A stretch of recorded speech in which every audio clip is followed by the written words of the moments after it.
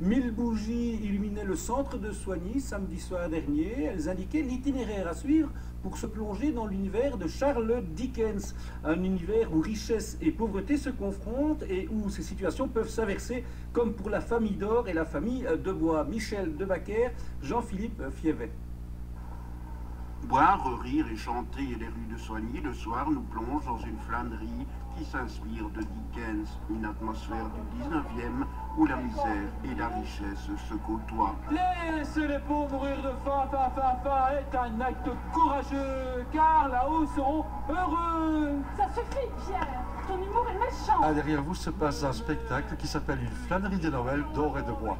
C'est un spectacle théâtre de rue qui se passe dans tout un quartier de la ville de Soigny, sous l'éclairage de bougies, dans le style de Charles Dickens, le monsieur qui a écrit les plus beaux contes de Noël.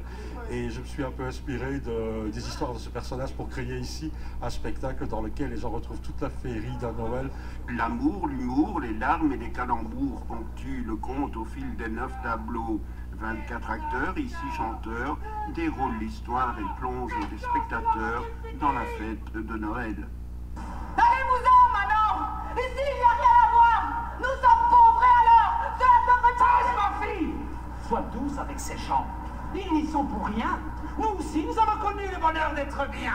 De tableau en tableau, l'univers de Dickens apparaît misère, alcool, prostitution et par contraste les nantis. Écrivain engagé, Dickens condamnait la misère et l'exploitation industrielle. Demandez aux filles si elles travaillent pour Antonio, car les filles d'Antonio vous font faire le tango digne du rodeo. Allez, que les fêtes soient bonnes. Dans ce chaos et l'injustice, l'amour réunit deux familles, l'une appauvrie par la maladie du père et l'autre devenue riche. Les d'Or et les de Bois découvrent un trésor. C'est d'argent. Le coffre est plein d'argent. Et puis tout au long du chemin, il découvre des personnages, une fée chanteuse, la mère Noël, la maman du père Noël, et d'autres personnages comme une prostituée, un ramoneur fou, faisant penser à Mary Poppins. En fait, tous des personnages qui laissent, je dirais, une petite ambiance auprès du public de ce qu'était l'époque de Charles Dickens et de la belle période victorienne de Noël. La morale du conte souligne l'importance de la fête et de la signification qu'on y met. Je ne peux vous offrir le bonheur, car c'est à chacun de vous de le guérir. C'est pourquoi je vous offre de ma voix un chant. Noël, Noël, Noël, je chante pour Noël.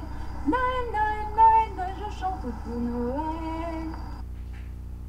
De Noël toujours. Voilà qui termine notre JT du jour.